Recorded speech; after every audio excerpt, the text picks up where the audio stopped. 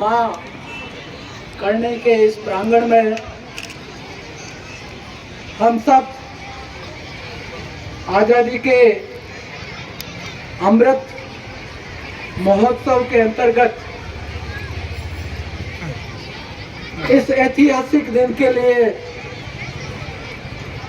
हम गवाह बने और आज के दिन हमारे राष्ट्र की आन बान और शान तिरंगे को मैं संपूर्ण देवगढ़ नगर की ओर से सलामी देता हूं। इस अमृत महोत्सव के कार्यक्रम में आज के मुख्य अतिथि श्रीमान उपखंड अधिकारी सीपी वर्मा साहब, साथ ही अति विशिष्ट अतिथि के रूप में विराजमान क्षेत्रीय विधायक सुदर्शन सिंह साहब रावत, नगर पालिका मंडल के उपाध्यक्ष भाई प्रदीप सिंह जी चौहान, हमारे मंडल के वरिष्ठ नेता नारायण सिंह जी, सभी पार्षदगण, सीडीओ साहब, जोशी साहब और सभी पार्षदगण और इस कार्यक्रम में उपस्थित प्यारे छात्र छात्राओं, युवा साथियों, सम्मानित नागरिक बंधुओं और विशेष तौर पर इस कार्यक्रम में उपस्थित मातृशक्ति, निश्चित रूप से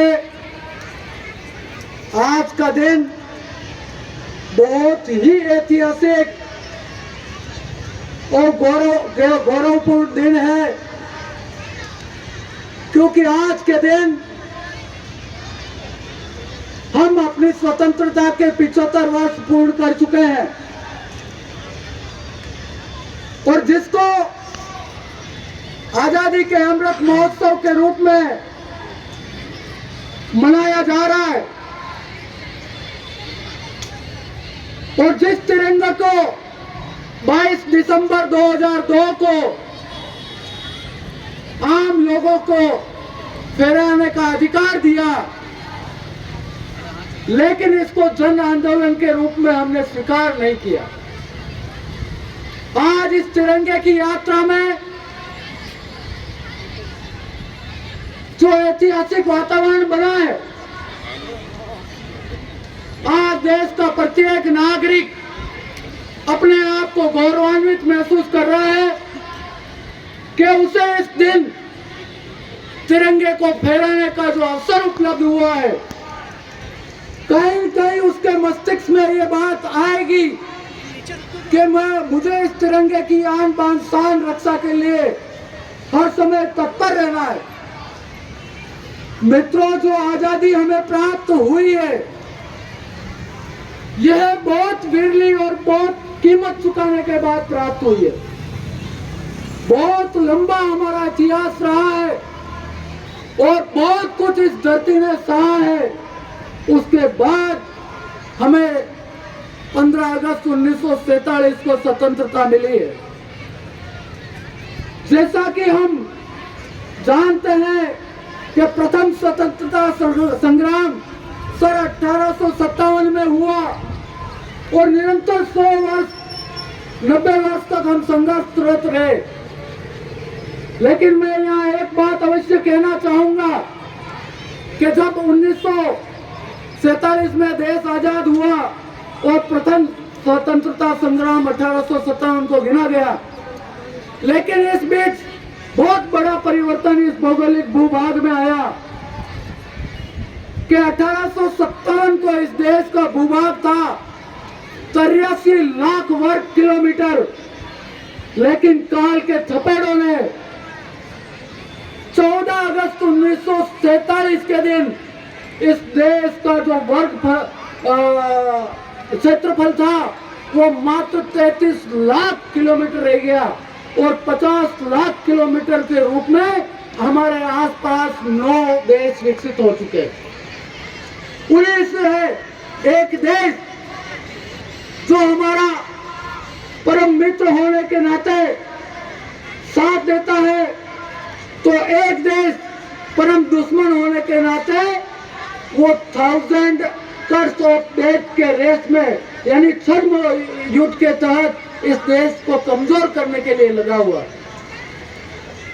मित्रों, ये आजादी लाखों बलिदान के बाद और जब देश आजाद हुआ तो लगभग 80 लाख लोगों का विस्थापन हुआ उसमें, और बहुत बड़ा नरसंहार हुआ जिसमें 5 से 10 लाख लोग शहीद हुए, और एक धर्म के नाम पर राष्ट्रीयता का निर्णय हुआ।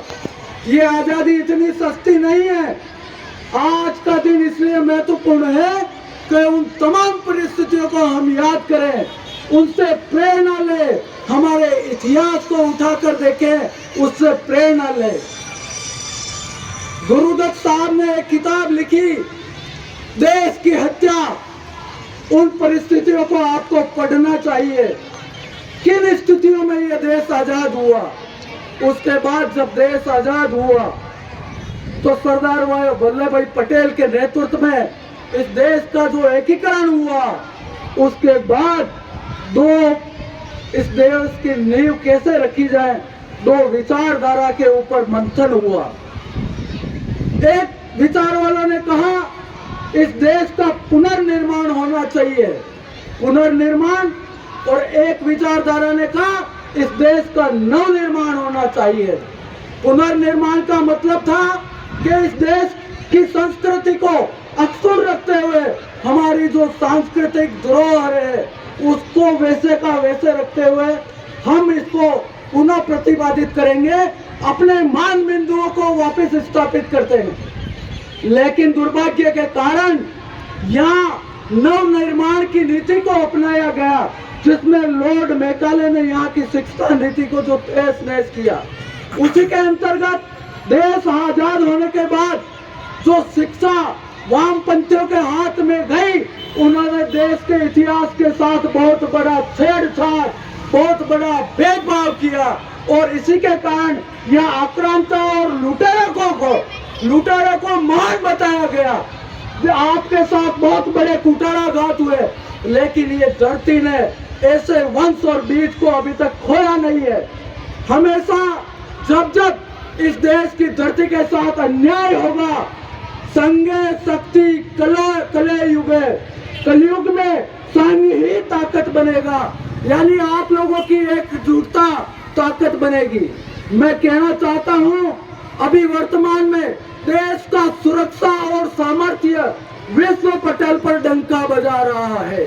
इन 8-10 सालों में जो परिवर्तन इस देश में आया है, आप याद करोगे जब अभिनंदन को पाकिस्तान में गिर गया हमारा विंग कमांडर, और यहाँ से इस हिंदुस्तान से चेतावनी जाती है कि हमारे विंग कमांडर का अगर एक नाखून भी खरोच आई और उसका बाल भी बांका हुआ तो पाकिस्तान की ईंट से ईंट बजा दी जाएगी। ये हमारा हिंदुस्तान का नया भारत है। मित्रों, याद करो जब कोरोना काल की वैश्विक महामारी आई, हमने जिस विश्व गुरु का दर्जा भारतीय का था, हमने पुनः स्थापित करते हुए धीरे धीरे उस ओर अग्रसर है। हमने संपूर्ण विश्व की सहायता की, पूरा विश्व हमारी तरफ देख रहा था, और हमने यहाँ से दवाइयाँ विदेशों में सप्लाई की। वैक्सीनेशन जो हुआ, वर्ल्ड का सबसे बड़ा वैक्सीनेशन हिंदुस्तान में हुआ। मित्रों, जब कोई दवाई बनती है तो उसकी क्लिनिकल ट्रायल में सालों साल लगते हैं। एक पैरासीटामोल की टेबलेट जब बाजार में उतरती तो उसके लिए 3-4 साल का टाइम लग जाता। लेकिन हमारे देश के प्रधानमंत्री माननीय मोदी जी के नेतृत्व में हमने 9 महीने में वो कर दिखाया। जो 23 साल में टीका जो चेचक का हमें प्राप्त हुआ, उसको हमने 9 साल में और पूरे दुनिया को बता दिया कि ये हिंदुस्तान नया हिंदुस्तान है। आज सेनाओं को जो मजबूती इस देश में मिली है, आज सेनाओं को जो आधुनिक हथियार उपलब्ध हो रहे हैं, और स्वदेश में जो रक्षा उपकरणों का निर्माण हो रहा है, मैं आप लोगों को कहना चाहता हूं, इन देश के प्रधानमंत्री मोदी जी के नेतृत्व में जो रक्षा उपकरण आयात होते थे, 101 उपकरणों पर प्रतिबंध लगाकर स्वदेशी उपकरण तैयार किए जा रहे हैं।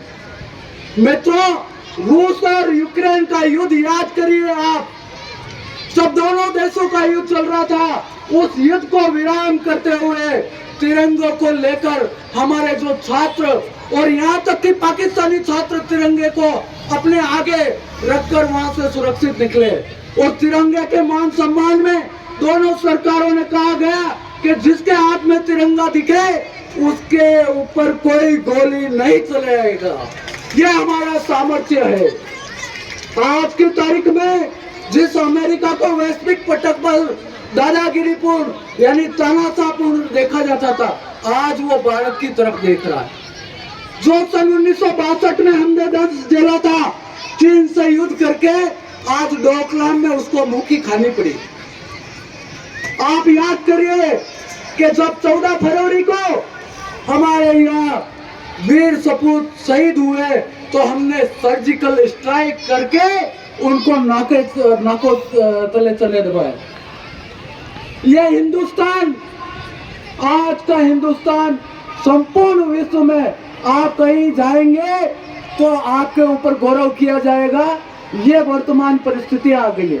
हमने वैज्ञानिक रूप से कई तरीके से उन्नति की है। आधुनिकता के काल में, शैक्षिक काल में नए एम्स बन रहे हैं, नई सड़कें डिजाइन हो रही है, आपका बॉर्डर सुरक्षित किया जा रहा है, आतंकवाद को और नक्सलवाद को जमीन में गाड़ दिया गया है। नक्सलवाद के प्रति जो आए दिन पहले समाचार सुनते थे हम अखबारों में, आज नक्सलवाद का एक समाचार नहीं आता। ऐसा क्या हो गया?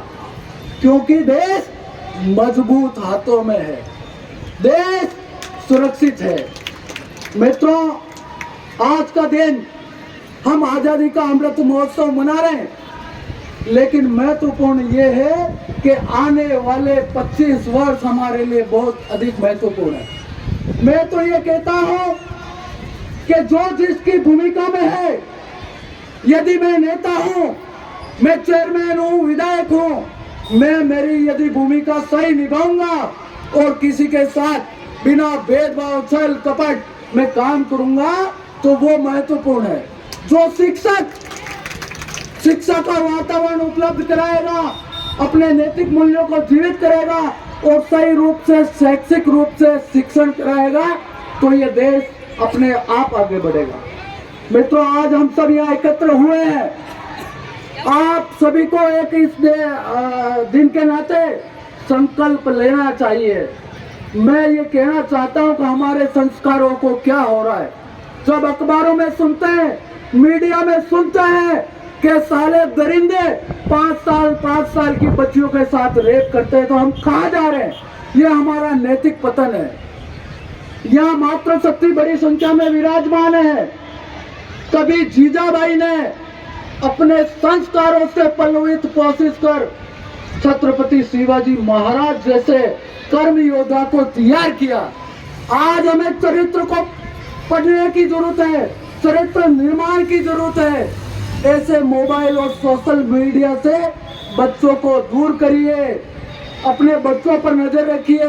यदि माँ की गोद में पैदा हुआ बच्चा गलत संस्कारों की तरफ बढ़ता है तो वो समाज को दरिंदगी ही देगा। आज हम सबको एकजुट होना है, इसलिए प्रत्येक भारतीय, प्रत्येक देवगढ़ का नागरिक एक संकल्प ले। यदि मेरा संकल्प है प्रति वर्ष मैं 5 पेड़ लगाऊंगा, मेरा संकल्प है मैं एक गरीब विद्यार्थी का हाथ पकड़ के उसे पढ़ाऊंगा, मेरा संकल्प है मैं वृद्धाश्रम जाके वृद्धों की सेवा करूंगा, मेरा संकल्प है मैं युवा साथियों को आगे बढ़ाऊंगा, मेरा संकल्प है मैं सफाई व्यवस्था में योगदान दूंगा, मेरा संकल्प है ये देवगढ़ का जो चिकित्सालय है मैं एक दिन आकर 1 घंटे का समय यहाँ दूंगा, मेरा संकल्प है कि मैं इस देश के उत्थान के लिए सांस्कृतिक रूप से अवसर उपलब्ध करूंगा। मेरा संकल्प है, मैं किसी भी सामाजिक संस्था के द्वारा सहयोग करके इस देवगढ़ को आगे बढ़ाएंगे। ऐसा संकल्प हमने प्रत्येक भारतीय को लेना चाहिए। तभी इस देश को, तभी इस 15 अगस्त की ये दिन उपलब्धियों में गिना जाएगा और हमारा नागरिक होना कहलाया जाएगा। देखते हैं, हम अपने अधिकारों के प्रति बहुत सजग रहते हैं। मुझे ये चाहिए, मुझे वो चाहिए, लेकिन कर्तव्यों के प्रति हम बहुत शिथिलता बरतते हैं। मैं यहाँ एक छोटे से देश का उदाहरण देना चाहता हूँ। यदि वो देश एकजुट नहीं होता इजराइल, तो आज उसको दुनिया के नक्शे कदम से मिटा दिया जाता है। मित्रों, आज का दिन बहुत ऐतिहासिक है। आपको याद करना पड़ेगा कि हम हिंदुस्तानी हैं, हम इस देश को आगे बढ़ाने के लिए सहयोग करेंगे और जहां तक आवश्यक होगा हम हर सब प्रयास करेंगे। जितने भी युवा बच्चे हैं, छात्र छात्राएं, आने वाले 25 साल इसलिए महत्वपूर्ण है कि यही छात्र छात्रा जब अपनी युवावस्था को प्राप्त करेंगे, इन देश की परिस्थितियों को बदलते हुए देखेंगे। हम निश्चित रूप से इस देश को कभी विश्व गुरु माना जाता था। उसका कारण था विश्व गुरु मानने का कि यहाँ के ऋषि मुनियों ने, यहाँ के तपस्वियों ने इस धरती पे तपस्या करके जीवन के जितने भी रहस्य थे उसको मानव कल्याण के लिए अर्पित किया। हम उस वासुदेव कुटुंबकम की परिभाषा को वह संसार को देने वाले हैं। हम सर्वे भवन्तु निरामया सर्वे भवन्तु सुखिनः, हम विश्व के कल्याण की कामना रखने वाले लोग हैं। यहाँ डाकू तपस्वी बने, भिक्षुक सम्राट बने, सम्राट भिक्षुक बने और देश की रक्षा के लिए ऐसे ऐसे उदाहरण प्रस्तुत किए कि जब हाडी रानी ने अपने पति जब युद्ध में जा रहे थे और वो थोड़े भावुक हो गए तो उन्होंने अपना सिर काट के दे दिया। अपने पूर्वजों को याद करो, आप छत्रपति शिवाजी को याद करो, महाराणा प्रताप को याद करो, विवेकानंद को याद करो, रानी झांसी को याद करो। आप अपने जो चरित्र है उनको पढ़िए कि ये हिंदुस्तान की धरती बहुत महान है और हम अपने गौरव को पुनः प्राप्त करेंगे। मित्रों, देवगढ़ के विकास के नाते मेरा भी दायित्व है कि देवगढ़ का सांस्कृतिक रूप से विकास हो, ढांचागत विकास हो, समग्र दृष्टि से हमारा सर्वांगीण विकास हो। परंतु इसी मंच में जब 5 अप्रैल को इसका उद्घाटन हुआ तो माननीय विधायक महोदय को मैंने कहा था आपको सहयोग करना पड़ेगा और आपने मां करनी की शपथ लेके कहा था सहयोग दूंगा, पर आपका सहयोग शिथिल है। और मैं एक कहानी के माध्यम से आपको बताना चाहूंगा कि एक चिड़िया थी समुद्र के किनारे, उसने अपने अंडे समुद्र के किनारे दे दिए और अपने लिए जब वो खाना ढूंढने गई तो इधर समुद्र ने देखा कि इस चिड़िया के अंडे तो मैं ले लेता हूं, छीन लेता हूं। तो चिड़िया जब लौट के आई और देखा समुद्र के किनारे मेरे अंडे नहीं है, अंडे का भाव मातृत्व से जुड़ा, मैं कैसे अपने बच्चों को छोड़ सकती हूँ जो इस दुनिया में नहीं आए। तो उसने समुद्र से विनती की कि समुद्र मेरे अंडे मुझे लौटा। लेकिन समुद्र तो अपने घमंड में चूर, क्योंकि उसको ये लग रहा था मैं विशाल हूं, मेरा सामर्थ्य बड़ा है, मैं जो कुछ करूंगा वही होगा।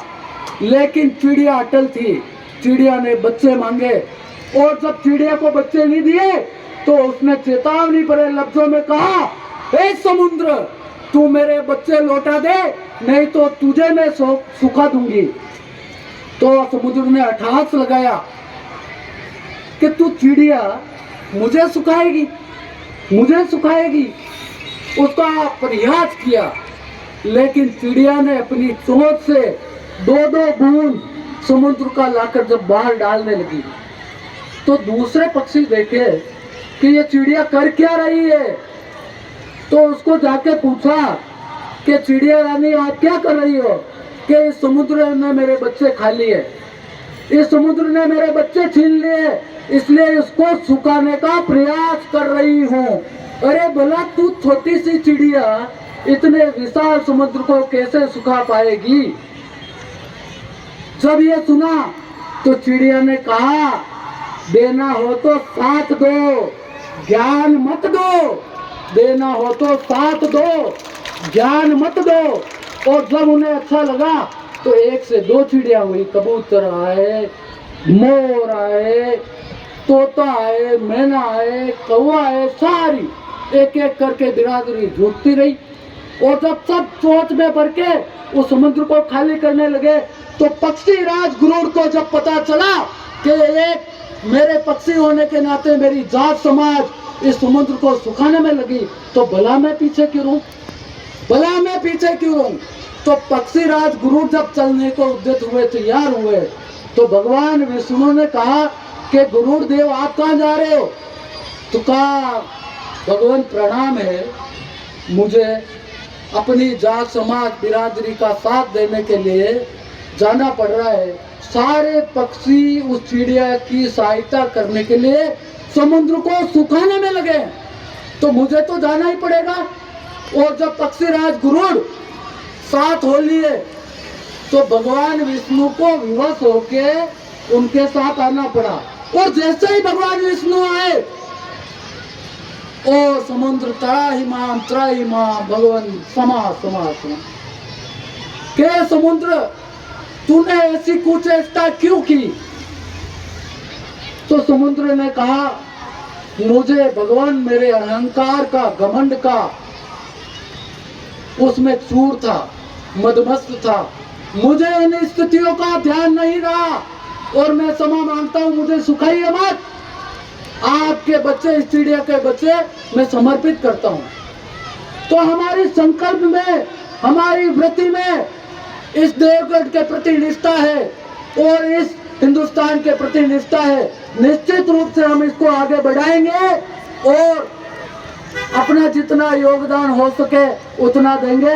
मैं आप सभी लोगों को पुनः पुनः साधुवाद अर्पित करता हूँ इस ऐतिहासिक दिन के लिए, इस धरोहर के लिए जो आप यहाँ आज पधारे। पुनः सभी का अभिनंदन।